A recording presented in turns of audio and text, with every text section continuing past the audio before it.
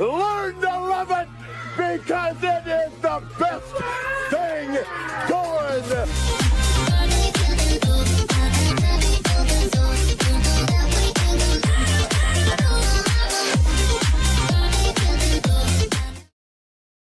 And welcome back to the Boundary Corner podcast.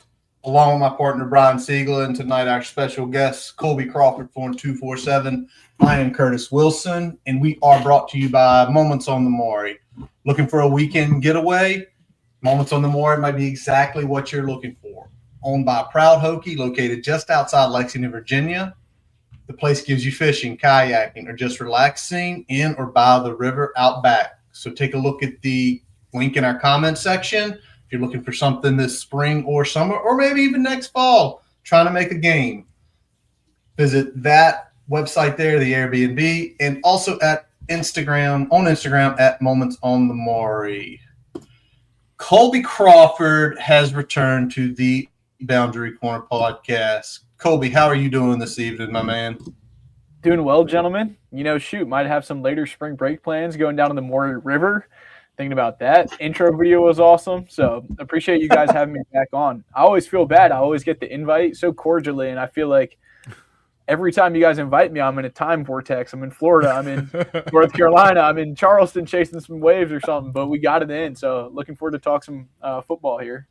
Hey, man, every time we hit you up, you're on spring breaks. That's a good thing for you because you get to step away. You get to recharge the battery a little bit, do a little something different. So glad you got to do that. Glad you're on with us tonight. It's going to be a lot of fun. Always love chopping it up with you, especially when it comes to recruiting, transfer portal, all of that, man. You do such a good job in that space, so we really appreciate you coming on.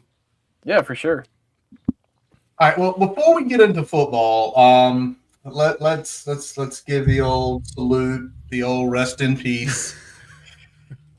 Men's basketball season came to an end last night. For those who are saying they're probably going to be in the NIT, no, I'm sorry. I cannot get excited about going to the NIT. Not this year. But, Kolby, I know you were mentioning before, as busy as you were, kudos to Kolby Crawford. Busy man with all the football stuff. Makes it to 6 games this year, which is impressive. Again, we know how much you're working with the football stuff. To make 6 games this year, that's pretty impressive. But what's your take just from what you saw with basketball this year? And we know it's not your it's not your full board thing, but we know you got an opinion. Yeah, I think it was around 6. I'm in that neighborhood. But, I think any way you slice it, you cut it, stakeholders, fans, players, staff, anyone involved, I think would tell you it was a disappointment of a season, right? When you saw what you brought in, how the roster was formed ahead of the year, it was kind of like, okay, now or never type moment, right? You obviously get Neoklis Abdallas, who rated a 5-star, and that experiment kind of goes the way it does, right? And you bring in the transfers. Monty Hansberry, he plays out of his mind. Honorable mention, gets dinged up at the end of the year. Jalen Bedford.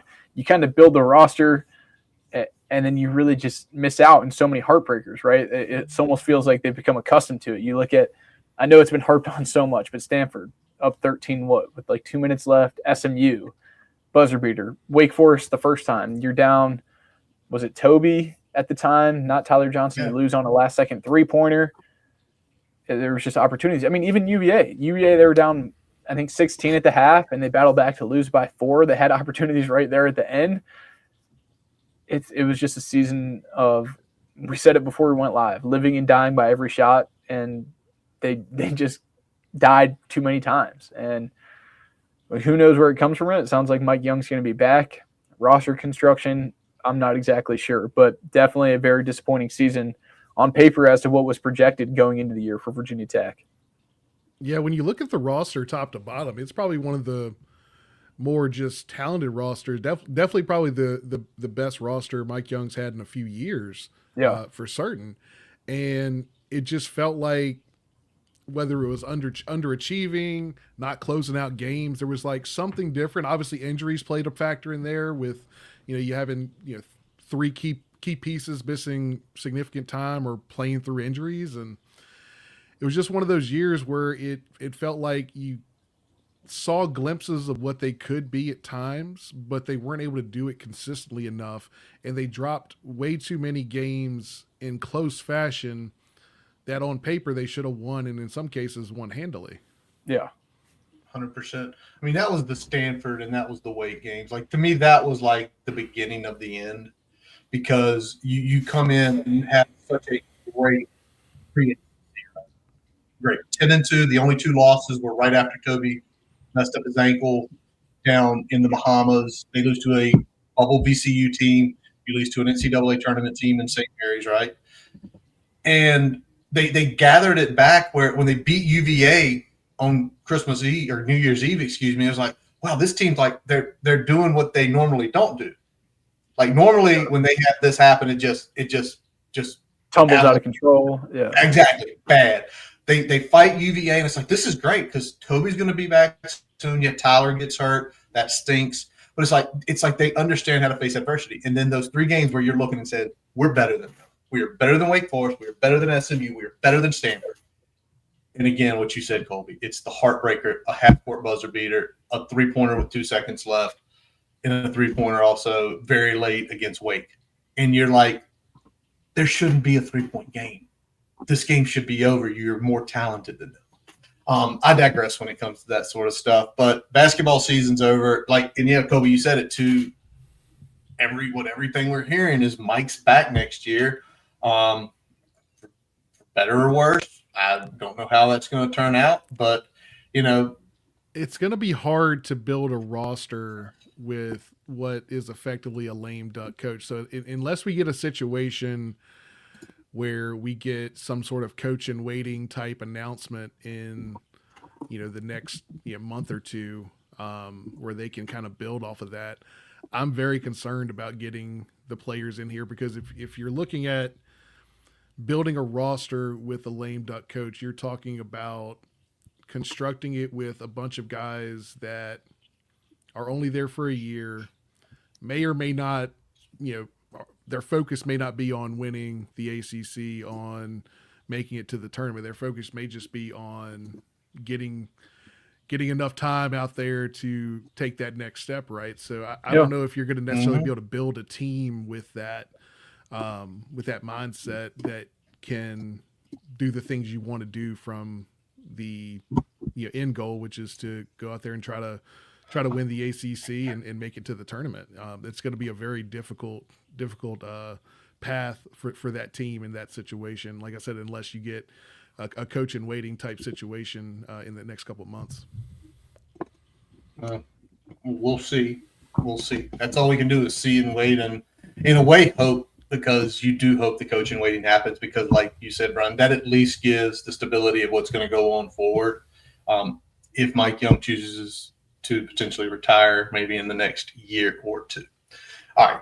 So, Kolby, we brought you in. We've got to talk football. We've got to talk recruiting from all angles, both portal and obviously the class of 2027, which is just getting kicked off.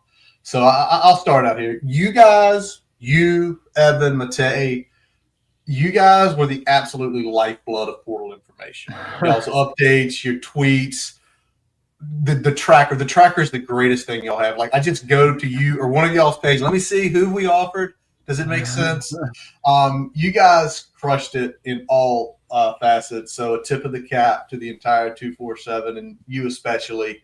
But I'm going to preface this by some of the questions we're going to ask about the portal. Some's going to be Penn State specific. Some are going to be not, because we took some of the Penn State guys.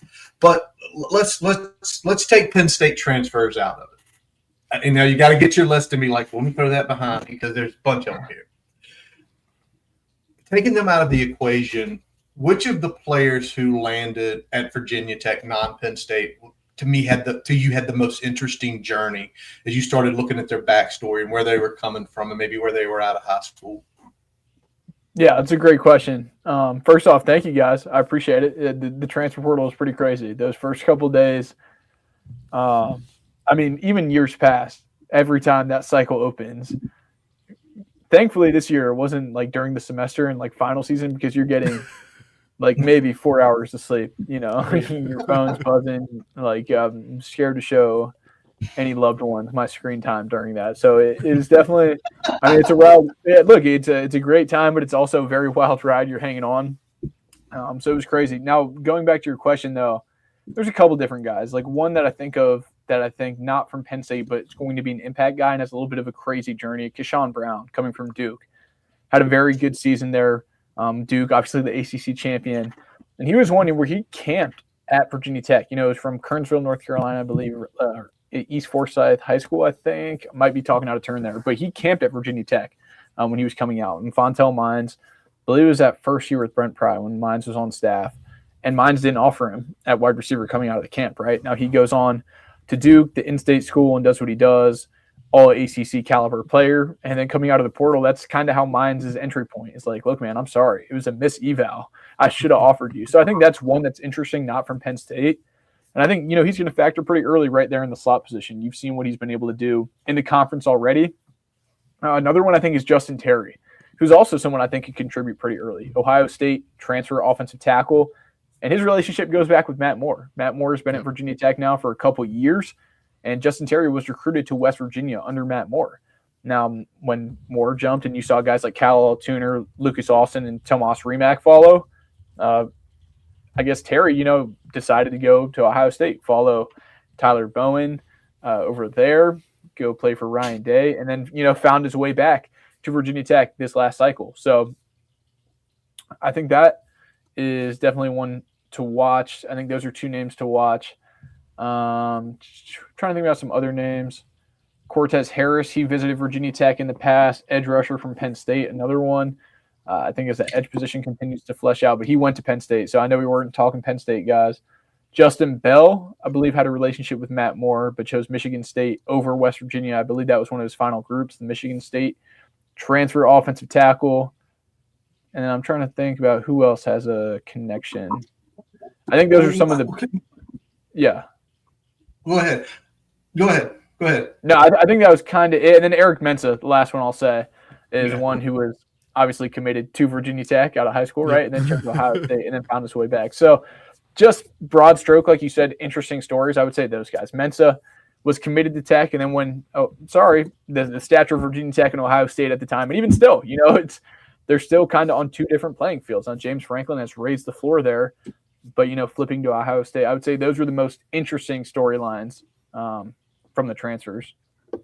Yeah, I know when we were doing a lot of the kind of the breakdown of the guys that were targets, you know, Terry was the guy that we were really excited about, you know, not only because, you know, the tackle room needed to be rebuilt from the ground up. You know, we saw the lack of depth last year be a big issue, especially as injuries stacked up as the season went along. Rebuilding that tackle room certainly seemed like a priority for Matt Moore and for Coach Franklin. So excited to see him in the building. And I know that's one that dragged on. I'm trying to think. I know we'll get into it, but I remember when Ethan Grunkmeyer hadn't officially signed and people were losing their minds. Yeah. They were losing their minds. There was a week period there where it was like everyone was on edge. Because it was right. It came out national, like the national guy said, Grunk is expected to sign with the Hokies, and then radio silence for a week, 8 or 9 days, something like that. You know, it's been long enough. I'll tell you the story on why the Grunk news originally broke. Right, it was because Prebula's agent had talked to reporters, right, and said Grunk is going to Virginia Tech, right, because Prebula was out of the running there. Now, this was before anything was signed, but it was well known, right, behind the scenes. So that's why the initial leak came out. So, I mean, at that point, that's why you make that reporting, right? So now it's been enough. It's been a couple months now to say that. But throughout the process, people are like, it's school getting involved. Or that there really was none of that back channeling going on. He was dealing with a new agent as well in the process. He was working through, I guess, NFL contracts or something and then redlining some items. But there was no wavering. And that's how the initial news broke the week before. It was right after, I think it was midnight, and it was after the Steelers-Ravens game. And that was after the Anthony Midget news is broke. So that game hinged on if Anthony Midget was going to make it to Blacksburg in time. Man, it was just so hectic with people losing their minds. I think it's this feeling right here from one of our constant listeners, Jim. Yeah, we aren't used to having nice things happen. It's true. Like, are we going to get the rug pulled out from us? It does feel like when things start to go a little south, we definitely are used to, being going really south. Being on the wrong end of that. So I think the pessimism certainly started to kick in pretty quick there. Remember, not to cut you off, but to stay on that. Yeah. I remember I got back from my trip. I went out west like halfway through it to go snowboarding, and I came back, and I still see all this discourse. And I remember I put in a crystal ball lock of 10 for Grunkmeyer, and somehow that got people more up in arms, like, oh, it's not happening now. I was like, here, let me like settle some concerns. I just remember you thought you were doing the Lord's work there, and all of a sudden you're getting piled on. Kolby Crawford, I'm gonna calm the waters. Instead, it's like you threw a giant boulder, and it's like, oh no, Jeezy. Well, let's do this because of the collective. At least this podcast, myself, Brian, Tally, Shelton, we all think Ethan Grunkmeyer, without a doubt, the most important transfer, whether Penn State or outside Penn State. But I think I know you're going to answer this because you gave it away when you were talking a little bit earlier. But which other Penn State transfer do you believe is the key to this portal class? Yeah, I know we were talking Luke Reynolds. I mean, Luke Reynolds is the one that jumps off the page, right? Just without thinking. Yeah. 5-star guy out of high school, has all the tools. Now, maybe he didn't put it together in full force at Penn State, but this is someone like this Ty House guy, right? And in early stuff, and their individual workouts that they've been able to do throwing, now granted with no pads on, no offensive install, you've heard really great things. Like, route tree like a wide receiver, weight is up there to block in line, like all the things you want to hear. And you saw some of that production at Penn State. I think that's a guy that you know what Ty House is going to want to do. You're going to see some 12 personnel. Now, this is an offense. You hear 12 personnel and you think, oh, stagnant. Look at what the Rams do. Like they run a lot of 12 personnel. It's a pretty explosive offense. They're still going to want to push the ball down the field. But, I mean, it's going to be very tight end heavy. I think that's why retaining Benji Gosnell and also having Luke Reynolds is such an asset because they're both great pass catchers, right? They bring an element of surprise, and that's what the tight end can do. You're putting a linebacker on that guy, right? Like you want your tight end to be a better athlete than that linebacker. It creates a mismatch or put a nickel on him, put whoever. Like both those guys create matchup problems, and that's what Ty Howe continually says, right? Like any good OC is shaping and curating their offense to the talent they have. And when you have that type of talent in the tight end room, and not to not mention Jarikus Harrison, who had a really great year last year, and they were very high on, that was a big retention. You had some SEC schools knocking very aggressively at him that I don't think even a lot of people gave, like thought to. So that tight end room is in the best shape it's been in. I mean, definitely in the Brent Pry tenure, and probably even stemming back a decade, probably. Like I don't even know. Like it's in a really, really good spot. At other Penn State transfers, like I said, I don't want to who could make an impact immediately. You have Gronk, you have Luke Reynolds. Keon Wiley at linebacker. I think that's going to be another one who's going to factor in that starting rotation.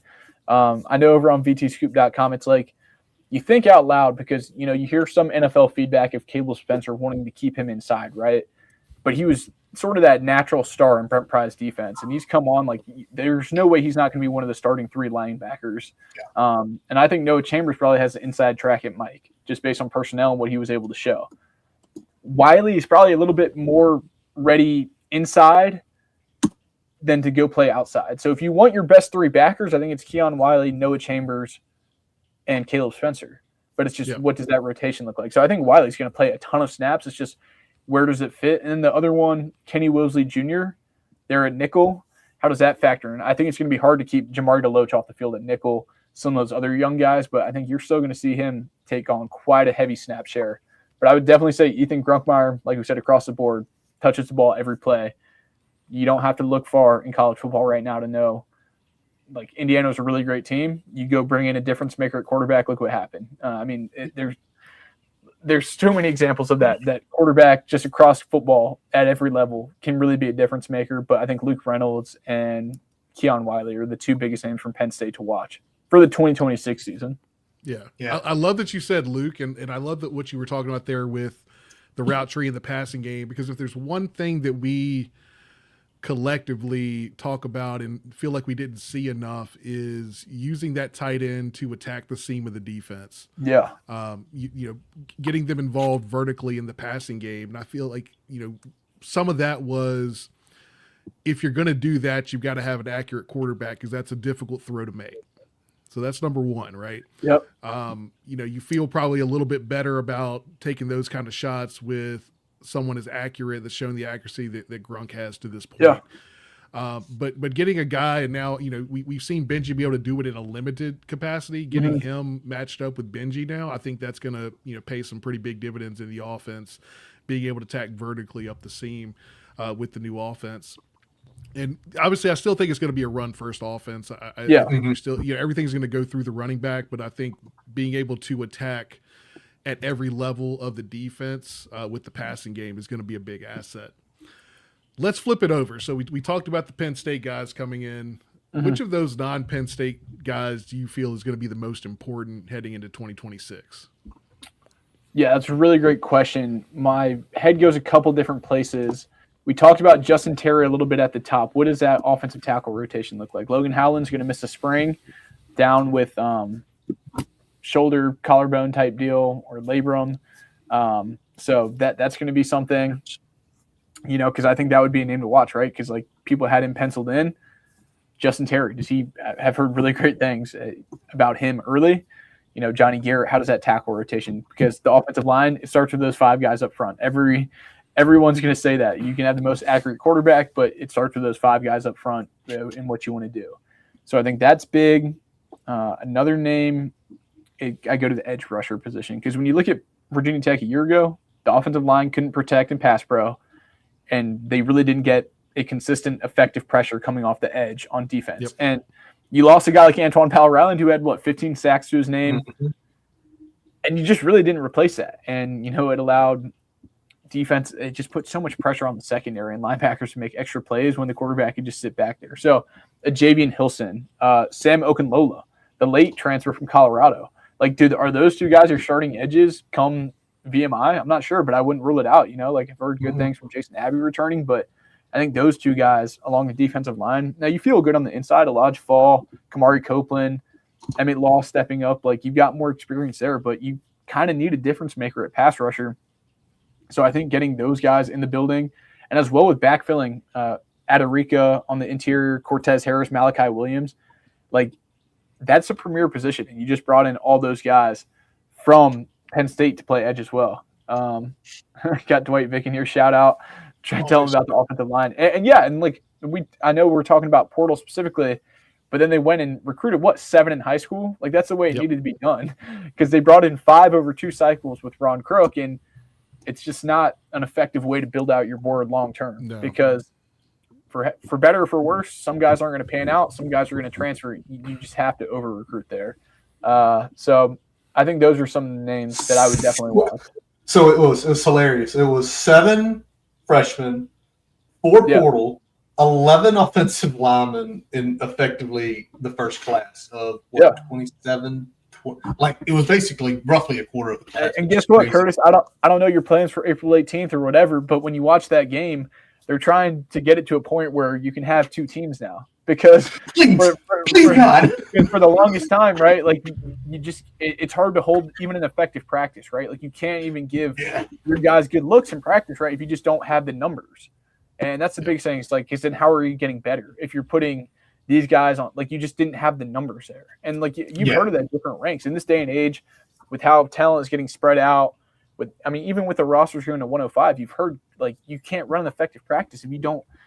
Like, so that's why you have to get those guys in the building and build it up, especially from the high school ranks, I think. But to do what they did in the portal, Michael Troutman, I know you've got a pretty good center in Kyle Altuner. I think people are really high on him. Personally, like, I think he's a really nice player there. But Michael Troutman, have heard nice things about him at center. They've just completely overhauled the room. And I think you'll see dividends in practice and getting those good looks that you want. Yeah, getting the good looks, being able to do, like for Brent Pry's defense this year, it's I want to be able to do what I want to do, and I want it to be against competition that might actually slow us down. Yeah. That is always a plus. Can I ask a quick question about? Let's go back to Javion Hilson. You mentioned the war. Yeah. Tally's not here, so I get to get on Tally's soapbox. So Javion Hilson, coming out of high school only 1 year ago, was a borderline 5-star. When he goes into the portal, he doesn't get much playing time at Missouri. It's expected. They're an SEC school. They are a pretty good school last year. I think at the end they wavered, whatever. But how does that go into the transfer ranking? Because I think when we all heard his name, it was like, okay, he's a 97. He's a borderline 5-star. He's coming here. Yeah. And then it's like he's a mid 3-star. I don't quite get that. Like, if he had played significant reps, absolutely, and he didn't look good, yeah, he's got to go down. He's not that. But this is a guy who was a true freshman, right? Yeah. He was a true freshman last year, right? But what goes into the transfer rankings, just so we can make Tally, who's hopefully safe in Alabama and all the bad activity down there, a little bit happier? Yeah, hopefully, first and foremost, prayers to Tally and everyone affected by any of the tornadoes going through. It seems like the whole Midwest right now. But no, for Javion Hilson, you look at him for the 24/7 Sports ranking, was a top 80 prospect. I believe it had a 95 grade on him coming out of high school. Height, weight, speed, measurables. When you look at him, it's like, yep, that's a guy, right? Like, I mean, you cut on the tape as well, and you see that. Now the transfer ranking process, right? Like you're ranking 3,000, 3,500 guys in a 2-week span, right? So I'm not on the scouting team personally. I know Cooper Patagna and his boys, I commend them. I forgot to text him. I mean, I've texted him between now and then, but I remember when it was all said and done, I was like, wow, man, I hope you're all right, because everyone's busy in it. But I mean, trying to watch, evaluate, and get grades out on all these players as they're committing, it's a very busy time. Now, like I said, things slipped through the cracks. I think they finished with an 87 transfer rating on 24/7. I'm not sure what other services had. But yeah, that's maybe one that probably left a little bit to be desired because he just didn't play much, right? Like he was behind, I believe, Damon Wilson, who is, kind of a really good player down there. Yeah. Sat behind some pretty good talents on that Drinkwitz, his team defense. So yeah, I know if Tally was here, I'd probably just have to throw in the hat and say, I'm not on the scouting team, but we'll see how it plays out. We'll see if he's vindicated in that ranking or not. I think he's going to outplay his ranking at Virginia Tech by the time it's all said and done. Yeah, I mean, that's good to hear. I mean, when you see a guy that was ranked that high coming out of high school, still very young, a lot of eligibility left. So yeah, hoping that he's going to come in, take the steps that he needs to.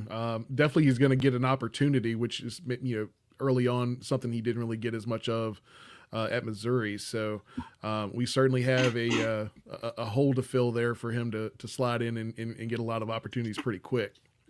Yeah, I mean 6'3", 241, like that's he's ready. That's exactly what you want. That's exactly what you want. Let me ask this before we kind of pivot to something else. Yeah. You've got this transfer portal tracker. You're kind of following all these guys. You got all these conversations going on.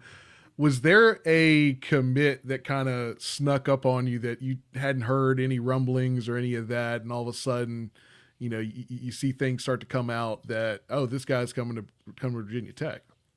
I would say the biggest surprise of the cycle, without really thinking too hard about it, was Logan Howland. That was one that was super out of left field, really not much like warning or whatever signs, talking to different people. Logan Howland was one that was kind of way out of left field. I think that was really maybe the only one that kind of caught us by surprise.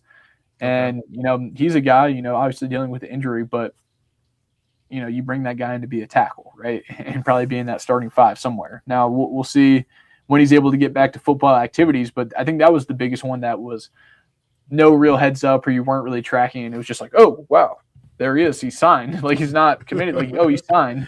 So that was a real stealth visitor. All the other ones, I mean, you had pretty good beats on, and you saw that in the crystal balls and some different notes, or even if you weren't putting in crystal balls, like, hey, keep an eye here. I'm trying to think about any that were really off the wall. I think all the other ones were pretty wrapped up. A lot of the Penn State guys, there was there was writing on the wall, but Tally's phone's working. Yeah. That's good. That's good. We know that he's safe right now. Pause.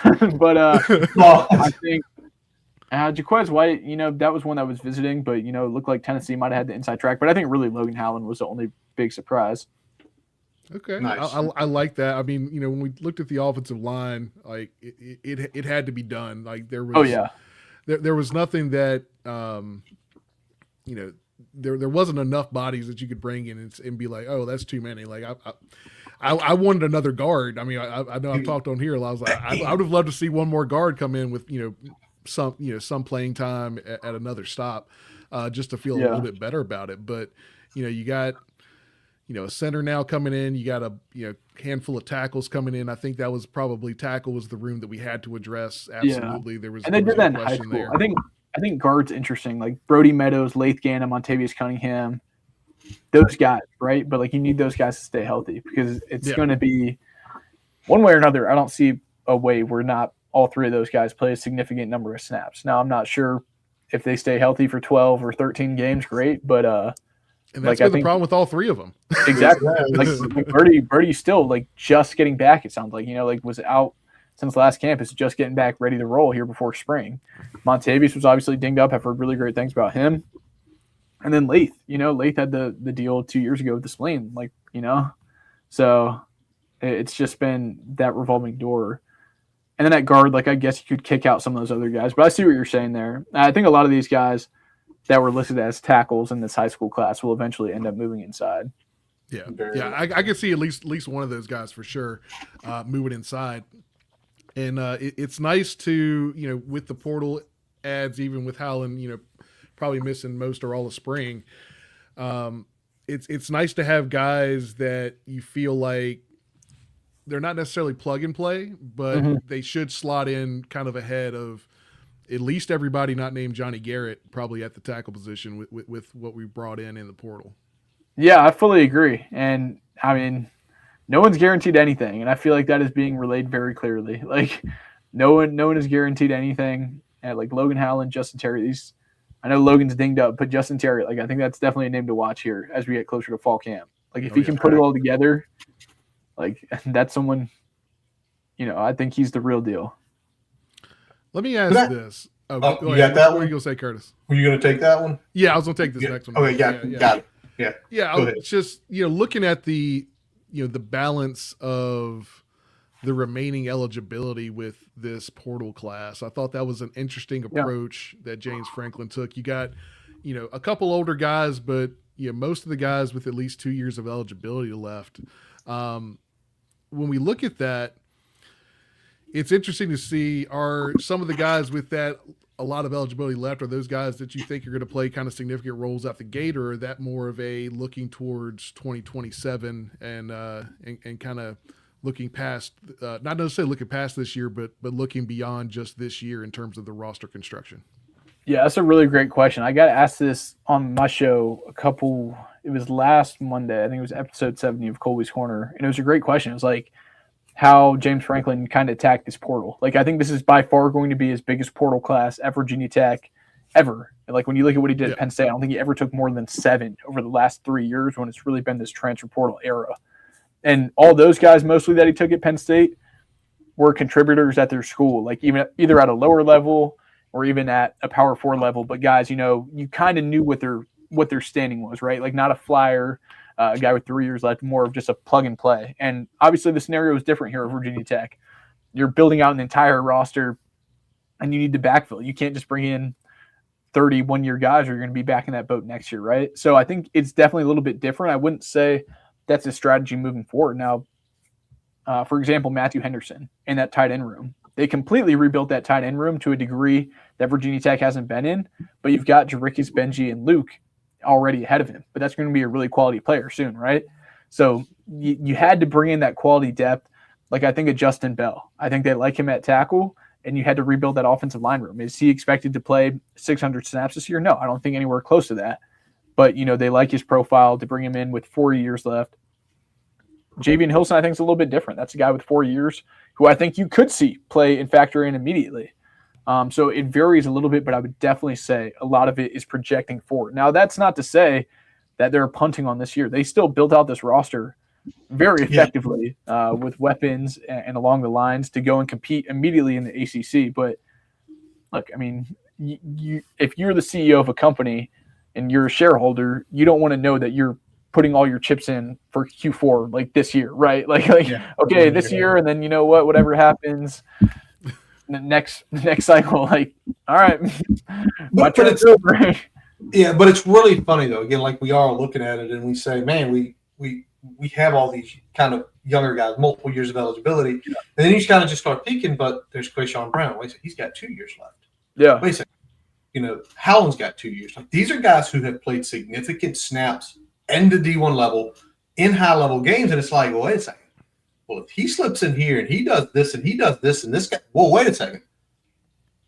What Brian said earlier, the issues where we had last year were slowly filling in. Like, you know, we're not worried about interior defensive line. That was fine last year. Elijah Fall comes back, Kamari Copeland back, you know, and that's where it's like you don't want to get all your eggs in one basket. But to James Franklin credit, he's put enough in of experienced guys for this year in the right spots where we're getting a little bit of hope. Like, it's a little bit of hope to say, you know what, if certain things click, the spots where we struggled with last year are filled.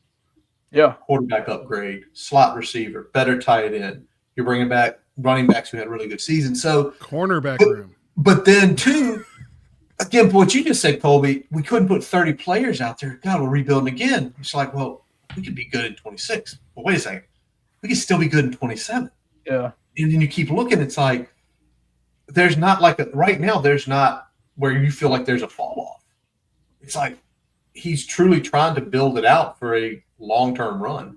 Yeah, and this almost sounds bad to say, but it's almost like the formula for successful programs, right? Like you recruit like 25 really good guys in that top 25, top 20-ish high school rank, and look, those guys are going to transfer out, right? But if you stack those classes year after year and you continue to hit your spots in the portal and you get a quarterback you can get behind, like the secret formula, yeah, you bring in really great coaching like Indiana and a Heisman quarterback and you can win. But like these programs that are relatively at the top, good coaching, which Franklin has proven to do, was what, a game away from the national championship a year ago. And, you know, bringing in talent and evaluation, which he's obviously shown in his time at Penn State, and 2 weeks at Virginia Tech was able to get their highest class in 15 years at least. So, like I said, it almost sounds like asinine for me to say, oh, well, but yeah, it's really how you kind of need to build it. And I think they've laid a really good foundation. They've built out a really nice staff on the back end that Virginia Tech, at least, I know Penn State certainly has had, but Virginia Tech has not had in that recruiting arm, and especially even on the field coaches with their recruiting acumen. I think they've done an incredible job. And I mean, I don't see it slowing down anytime soon. Like this 27 class is certainly going to be one to watch. And I think, you know, they've still got a lot of work to do. You're drinking from a fire hose. The transfer portal is nice because you have all these connections from Penn State. That 26 class is nice because you have all those Penn State commits, right? So it's kind of easy. But now, hey, look, it's fully Virginia Tech now. And you're still getting your bearing in the state. You know, you can come down from Penn State, and Virginia's a nicety, but now it's a necessity, right? Yeah, so 100%. I think too, I was just going to throw this in real quick. I think too, one of the things that Franklin has shown a really high acumen at in his time at Penn State in this transfer portal era is he retains a lot of his players in those transfer portal cycles. So, you know, when we talk about the guys coming in, I don't anticipate, at least at this stage, that, you know, after 2026, that these guys that we brought in with, you know, 2-3 years of eligibility are going to be looking for another stop. So you're really just talking about next year's transfer portal, to your point, Kolby, looking at, you know, a much smaller transfer portal class because you're really only kind of filling in those holes versus having to fully rebuild a roster and kind of compensate for the fact that the 24 and 25 classes probably weren't where you wanted talent level, especially at offensive line. Without a doubt. I mean, that is the point, right? Like, and I think you'll see, I think hopefully with some of the stuff they're trying to implement, you'll see more of this, like a premium on retention, which is already right. It's not always who you bring in, it's who you keep, right? And I think you're going to see more of that. And if that's where, you know, really talent evaluation is going to become paramount. And that's really what's going to evaluate the best schools who thrive in this environment. Appreciate that. All right, before we're going to talk a little 2027 as we get near the end here, but there is one situation, if you feel comfortable talking about it and everything that went down, the Kamarian Morgan situation. What went down? Was there ever a point that he could have still been a Hokie? Was there anything that could have kept him here? Because he looked like, again, he was 6'4", 250, looked like a stud edge guy coming out of Baylor. But what – do you feel like – can you talk about it? Do you feel comfortable that we're far enough off of it now? Yeah, I mean, like, I'll definitely talk about it. I just don't think, like, of all the stories of, like, the Grunkemeyer one, like I touched on earlier, like, there's some juicy stuff that happened, certainly, and, like, we'll have to come back on and when I brain dump it all. But this one, I really just don't think it was as exciting or there was that much to it as people thought, right? So the news comes out that Cam Morgan, he's already in Blacksburg, right? Like, he's already there, but he can't enroll because his grades aren't there. And I know he went back and, amended it and got his grade changed from Baylor. Why is he still not signed at these other institutions? Like, it was really just an issue of those grades and the way he built out a schedule. Now, coming from Baylor, it's a little bit tougher, but just really, like, you still have to be able to get into the school. And it was right after the news dropped that Virginia Tech was not going to be able to get him through admissions, issue with the admissions process, that a Big Ten school tried to trip him immediately. It was one look at the transcripts, and they were like, yep, no shot here. So now I think a lot of people were like, okay, how did this go this far? How did this not get checked before? But I honestly, like, I know it was like James Franklin must be so frustrated with Burris. I think it was an understanding on all fronts. I mean, like, genuinely, like, that's where a lot of the frustration is, because you've seen it in years past with Ramon Brown. I'm trying to think about Hellcat. I remember, I can't even think of his name, from down in Roanoke. I know that was another one, but there have been multiple instances where Virginia Tech can't get a guy admitted, and then you see what he goes on to do at different institutions. But this was one where he still is not signed. Very highly rated prospect, right? Did not see much on-field production there at Baylor, and then just did not have the transcripts or grades to get in. So really, there's not much more beyond it than that. It was just they couldn't get him into school, and even other schools that tried to pounce on it, once they saw that issue and they saw the transcripts, they were like, yeah, we have no shot here either. So, yeah. Yeah, I know West Virginia was making a pretty big run even, later into February, and still, we haven't seen anything official come across on that yet. And you know what? I hope, like, situations like this shine the light on for all the kids who are going in. And I'm not sure if it was grades or maybe classes, right? But if you are going Division I, like any of these kids, wherever you're going, you need to have that stuff in order. You honestly do. And that tells me, I'll say this: if I'm a parent and I'm about to send my kid to Baylor, I'm going to be thinking twice. Like, okay, you know what? We just saw what happened to Cam Morgan. He came down here. He didn't get much PT, but he got his look, his body. He was a very high valuable commodity.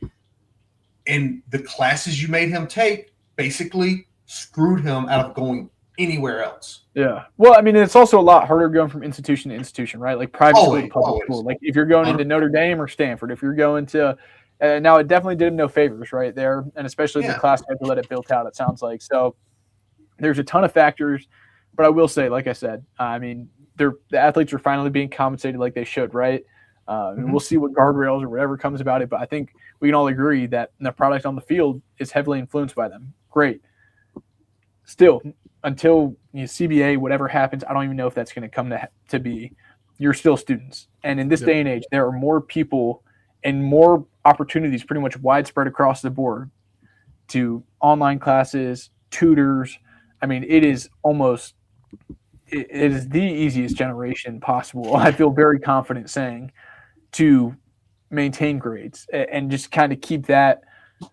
I know it's student athlete, but let's just say keep that on the side and keep football as the priority. So that's definitely something that coaches watch, right? Like knowing, understanding, and talking to different coaches about. So it's a shame it all played out that obviously he was in Blacksburg and that, it developed so far, but something that really both parties, I don't think, should be up in arms about. Yeah.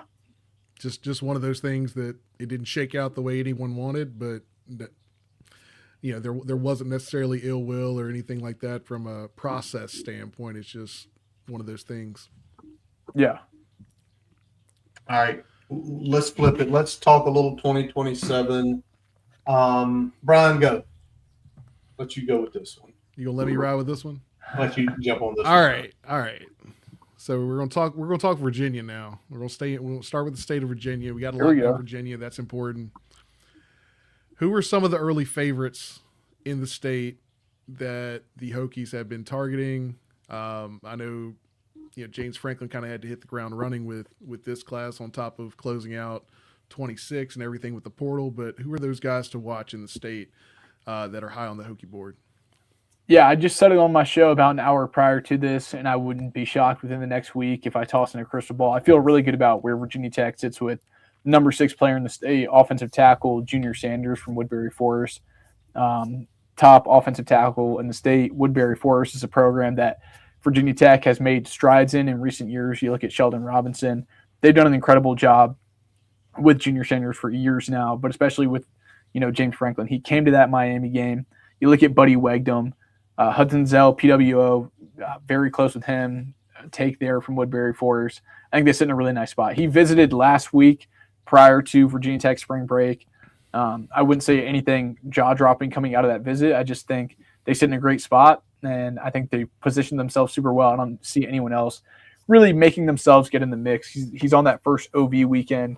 I really like where Virginia Tech sits. Could see a crystal ball. So that's one, which is obviously a nice 4-star tackle. You love that. Okay.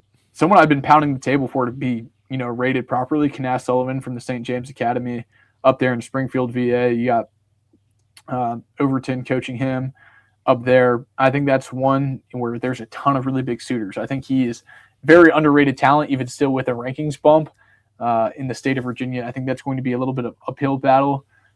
Chris Whitehead, the number 1 player in the state, Virginia Tech was not a serious contender, and Virginia Tech has definitely entered that mix.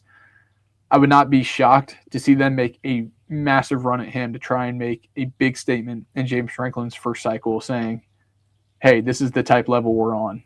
I would definitely not rule that one out. Elijah Hutchinson, guy from down the road, from Roanoke originally, reclassed, moved down to Georgia, go to Rabun Gap prep school, and then come back up to North Cross and Roanoke. Like I said, Clemson, Ohio State, a ton of big suitors there, but they're going to try and get him on campus a ton. Virginia Tech's going to be in the mix. Noah Glover, I think will give Virginia Tech a good look. If I were to put in the prediction right now, I think Georgia's probably got the inside track there.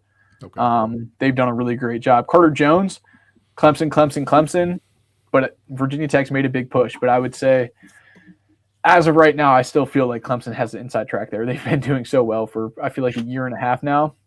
James Franklin has completely changed the calculus on all of these, though, and I don't want that to be outruled. Like what I said with Chris Whitehead should not go under the radar. Like James Franklin has completely changed the view.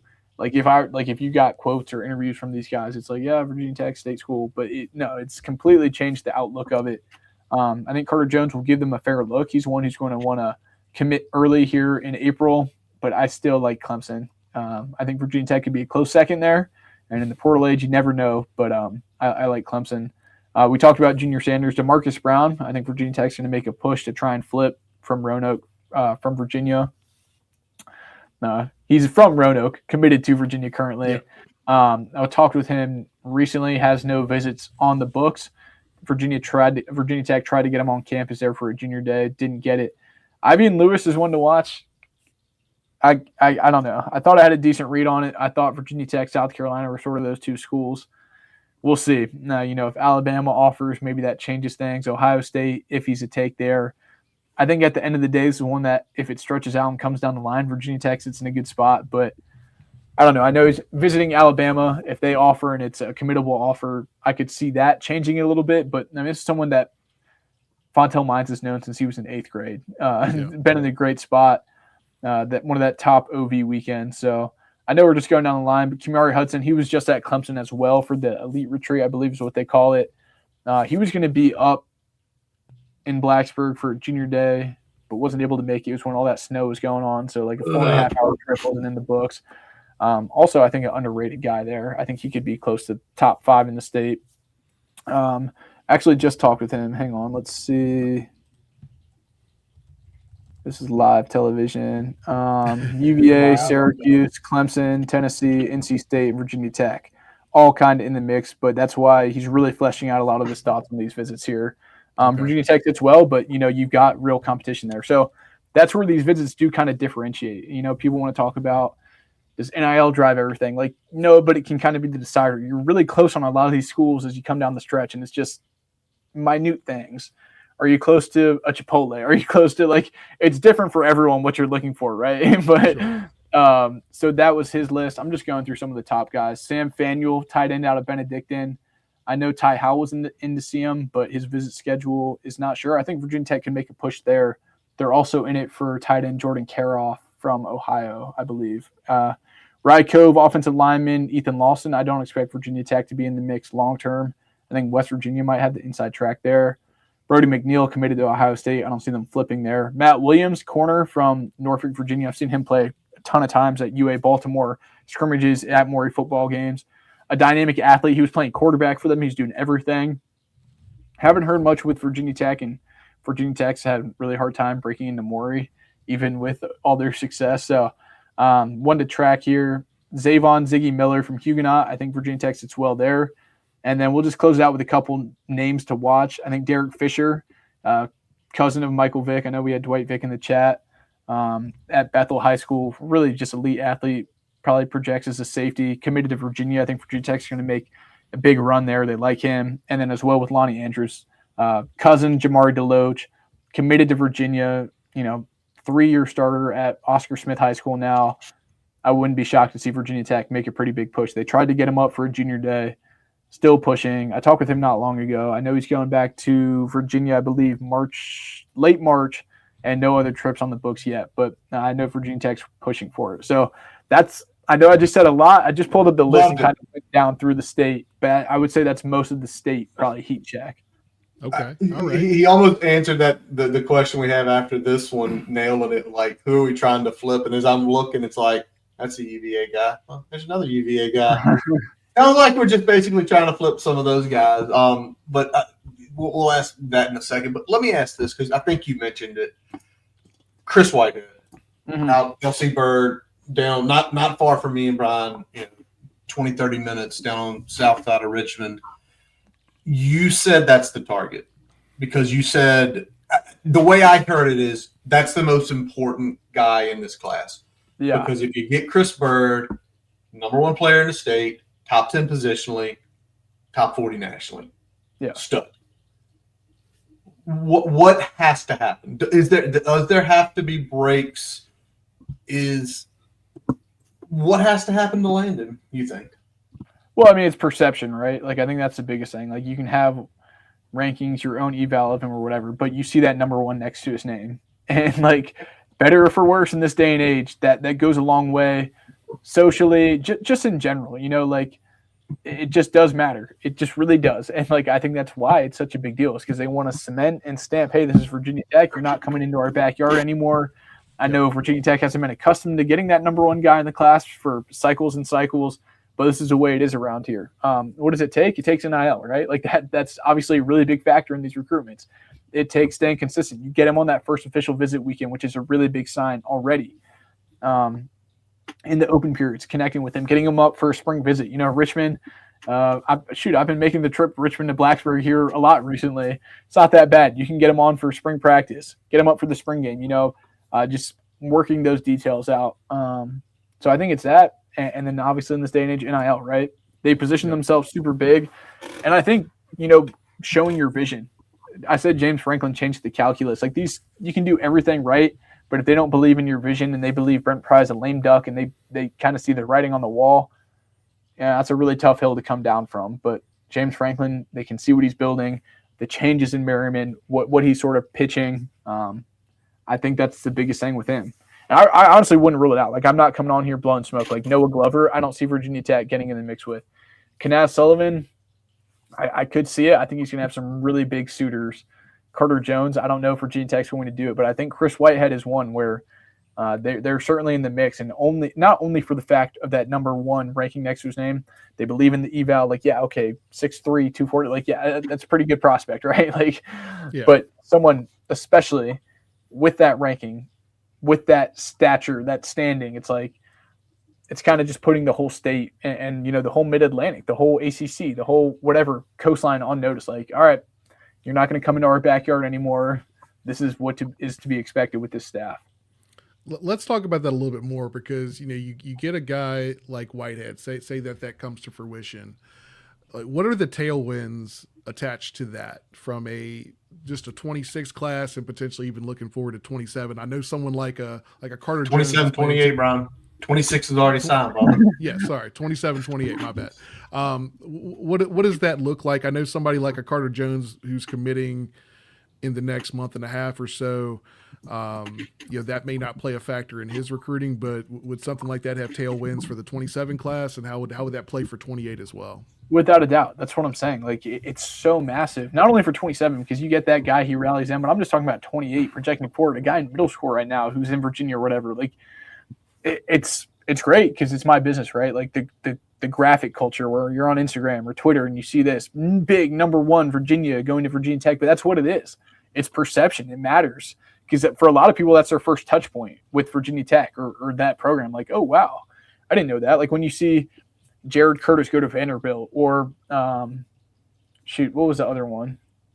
Keshawn Henderson to Houston, or there's another one where there's even Fernando Mendoza to Indiana or something like that, of that stature, where it's like that guy's going to this program that hasn't, kind of recruited at that clip. Now you see USC, Michigan, Alabama, Georgia getting those guys, like, okay, but when you start to see continued success on the trail, it's like, wow, we can stay close to home. We can represent our state at a program that's invested in us at a younger age, as opposed to out-of-state schools, just naturally. Like if Virginia Tech is not on guys in the state of Virginia before every other school, then that's on them, right? Like you can't let those guys go walking. So I think that's why it's so big. And 28s, 29s, 30s, seeing that, parlaying that down the road, it's super big. And especially in the 27 class. Now, I wouldn't say he's like the most vocal guy, but if you get that, it's like, okay, like we're doing this now. It's not a 2-year, 3-year rebuild. Like they're really getting after it right now. Let's go hop on the bandwagon. Love that. Curtis, what you got? Well, I'll ask this because you mentioned them all. If you had one guy to currently say that was committed, and I'm going to go UVA because the ones you mentioned are committed. Yeah. Who flips? Who do you think your quickest flip is there? So I listed DeMarcus Brown, Derek Fisher, and Lonnie Andrews. Correct. Yep, you mentioned those three. See, I think Derek – I don't know, man. I would say Derek Fisher. I don't know about Lonnie Andrews, though, because that quarterback board is going to have to shape out. But, I mean, like, to go play with your cousin, right? Yeah. And then if you're Derek Fisher, right, like, who your cousin is in Virginia Tech. Like, both those guys, I feel like there's a familial draw there, right? Like, and I for Lonnie, I think a lot about Jamari DeLoach. Like, he was committed to Cincinnati. Like, that was so weird. I remember – this is such a weird anecdote side note, but I was in Disney World for my sister's birthday. And I'm on the phone with Evan G. Watkins, like about to put in a crystal ball for Jamari to Virginia Tech. And it was just so weird the way that whole thing went, where Michigan was on him and it died down. It was going to be Virginia Tech fully and then Cincinnati. And he commits to Cincinnati. And it never felt right. Like even me, like covering his recruitment, going to state track meets and everything, it was just like, Cincinnati, what happened? And then that was a really big flip. Like I remember, like still, this being one of my favorite signing day memories ever, like breaking the news of his flip right there, right? Like that was insane. One of my, honestly, probably my favorite signing day moment of my life. So far, just breaking that, because that was a recruitment I feel like I was closest with in that 25 class, and it never felt right, and it came all the way full circle. And I just feel like I've, maybe this is just me feeling remnants of that with Lonnie Andrews. But yeah, I was going to say Derek Fisher, but give me Lonnie Andrews. I think that's one to watch there at the quarterback position. Awesome. All right, so I'll switch gears a little bit. With the offers that are being reported right now, kind of where things are standing, which areas outside of Virginia have been the kind of heaviest focus for James Franklin for this 27 cycle? I would say it's pretty spread out, but like his connections up in the northern mid-Atlantic region, Pennsylvania, Philly area, a lot of prep schools in there, Jersey, into Ohio. But then you've got guys on the staff like Coach Chaos, who's down in Texas, sending out a ton of offers. Anthony Midget's down in Florida sending out offers. You got Norval McKenzie in South Carolina. But I would say a lot of it is focused in that DMV into Pennsylvania area, just because those are the high schools and the coaches and the relationships they've been naturally closest with for the last decade, right? So I would say outside of Virginia, it would be mostly in that northern DMV into Pennsylvania, and then extending outside of that, Ohio, and then parts of the Southeast, Florida, South Carolina, Georgia, with Norval McKenzie kind of driving that train. And obviously, I can't even leave out North Carolina. I would really just kind of say almost up and down the East Coast from Pennsylvania down and into really Ohio and parts of Texas. Outside of that, you won't see much except for quarterbacks, but I feel like they've made that their territory, right? Like they'll go Pennsylvania, Howell, in that DC region. You've obviously got the state of Virginia, North Carolina. You've got guys, South Carolina, Georgia, Florida. And yeah, I mean, but shoot, they've been offering guys in Alabama. I would say mostly North Carolina and then up through Pennsylvania and some of those guys. It'll be interesting, like, because they're always changing the areas and regions. Like I know right now, I think Anthony Midget has Florida. I think Howell is the DMV. O'Brien has North Carolina. I think Norval has South Carolina and Georgia. I don't know where Spencer is. Maybe part of Virginia and Texas still. So it's changing. But, yeah, I mean, it's definitely wider than just a 6-hour radius that Virginia Tech's been accustomed to. Yeah, that was Brian, you had something like Brian. Yeah, literally, Brian wrote this like an hour before you jumped on. But go ahead, Brian. Yeah, I was just going to you talked about the 6-hour radius. One of the things Coach Franklin said when he got on board is that, if you're going to compete for college football playoff, you can't just recruit in a 6-hour radius. You got to look, you got to be able to recruit nationally if you're going to be relevant. Yeah. You mentioned Texas. Is there other areas that, just from a national perspective where you're seeing kind of maybe even just one-offs of guys getting offered kind of outside of that traditional footprint that Virginia's been looking at, kind of up and down the East Coast? Yeah, I would say one-offs. It's not like state of Washington or Oregon, right? It was Alabama, into parts of Alabama, Louisiana. I mean, those states are so hard to crack into when you know the state schools and how those guys get their talent, right? Like with Saban at Alabama, even Gene Chizik at Alabama, even Gus Malzahn. How can I not think of his name? Like those guys. Like I feel like when you would go during those 10 years at Auburn and Alabama, it was the state of Alabama rankings: Alabama, Auburn, Alabama. Like in Louisiana, the same. You had the Tigers logo, LSU, pretty much for all of them. Like I feel like those states are kind of the marquee of like keeping in-state talent home. And now they're very talent-rich states. But I would say a couple of offers shot out there. Missouri. Nothing too crazy. Some in California, just because if you want those big national recruits, you got a lot of big schools out there. Mater Dei, some big schools. A lot of quarterbacks out some there. offers out in Utah. What'd you say? A lot of quarterbacks out there in California. Yeah, I was about to say that's the other thing is like, but like, yeah, nationally you're going to go find some Like, look at Troy Hune. Like I'm saying, think about Brady Edmonds. I think Virginia Tech was in there for a little bit. I think he's committed to Ohio State. I think Penn State was in on him as well. But yeah, I mean, you're definitely going to go out there for quarterbacks for sure. But even other positions, I wouldn't be shocked to see them do that in the future. Has there been any of these like Texas, California guys that you're hearing, like what they're hearing from Virginia Tech, like what they're seeing with the vision of the program yet? Yeah, there's one from Texas. I'm not going to be able to find his name right now. He's an edge prospect that I'm watching. I feel so bad. I'm going to mess up his name. I can remember his high school, but I can't remember his name. But yeah, I would say you're seeing some success there. That there's definitely at least one guy from Texas that's on my mind. Hold on. I got the list up here. First of all, I don't remember any of the last 10 years lists of offers being this big. Maybe I just didn't look at the right time.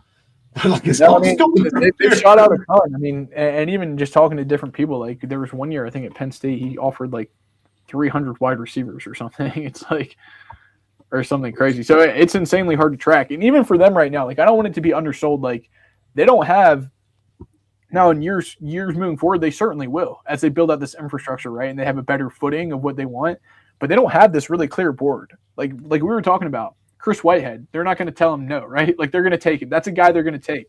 But some of these other guys, it's like we don't know yet. Like we're still building out our board. We're still familiarizing with your coaches. Like a Junior Sanders, they're taking him, right? Elijah Hutchinson, like those top of the board guys. Okay, take whenever. But some of these other guys are having for OVs. It's like that's why the dead period was so big. And even in this, like still now, like it's like what's your quarterback room going to look like? What's our third wide receiver? What's our second tight end? What's our fourth offensive lineman? You know, like we feel good about these guys, but beyond that, we're still trying to flesh out our board. Got it. Well, it's really funny because I thought when I went to Edge here, it would be like one guy. No, they have 3 offers. A guy from Denton Geyer, a guy from, we get down here to the other ones, Cy Falls and Cedar Hill. Yeah, that's say the 2 names. Hang on, it's Jerron Allen II, James Harris. It's James Harris. That's the one, and he goes to Cy Falls, C Falls. Yeah, that's a one. Yeah. Okay. James. Now, I was just one to keep an eye on. I'm not saying anything crazy, but that was the one that comes to mind. That I would. No, well, yeah, I understand what you're saying, but what you're hearing is someone from there with the James Franklin pitch and with the vision, like he might get up for a spring visit. You know, like that's kind of rare to have a guy from Texas, right? Like it's not a trip from even Greensboro, North Carolina, or even Columbus, Ohio.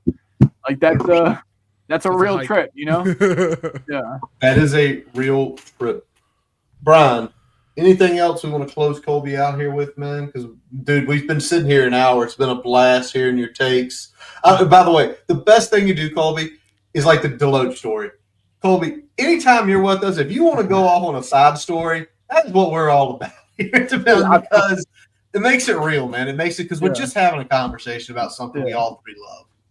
Dude, I was just thinking about it. Like, I just feel like there's so much that you're acquainted or like adjacent to, and you like, I feel like I don't keep enough notes because if someone brings it up, it like sparks your memory. But it's like until you think about that Deloach thing or whatever, like even I remember the one that blew up a little bit was the pro day one, right? Like when they were doing the heating, or that was something I never even thought to talk about until, you know, the heating came in and then there was a big crash out on the pro day where the scout kind of got in Brent Pry's face and was like, you need to have heating in here. And Brent thought it was like a joke. And then there was that whole kerfuffle. But there's just so, I mean, even in the couple years I've been around it, there's always something, there's always a story. But yeah, we'll see. Maybe that Lonnie Andrews thing plays out just like that. But yeah, the Jamar Deloach, I think he's going to be a special player. I think you're going to see a lot of him this year. Those 3 guys, I've said it since they got there. Knowledge Harrell, he might be moving back to safety, which I've kind of said since he got there. JoJo Krem, who sounds like he was a little banged up, I think he'll be fine for spring. And Jamar Deloach, probably at nickel. Like, I know you like Isaiah Brown Murray, Tyson Flower, like awesome guys. Go check out on my YouTube channel. Got great interviews with them there. Like really awesome guys. Appreciate them. But I think those young 3 guys from last year, it's going to be tough to keep those guys off the field. Pushing. And that's what you want. We've been banging the Knowledge Herald drum here, and obviously Deloach, I mean, just incredible athlete. So I'm excited to see what he can do, kind of getting into the mix there at nickel. So and what you want is the young guys pushing the veterans, the guys that you've seen, like an IBM, like a Flowers. You know, we know they can play solid D1 football. You want the young guys pushing because if they're pushing, basically they're saying, I'm coming to take your job. You better give it 110 all the time or we'll take your job. So you're raising the talent level and you're adding depth in there. So like either way, it's a win.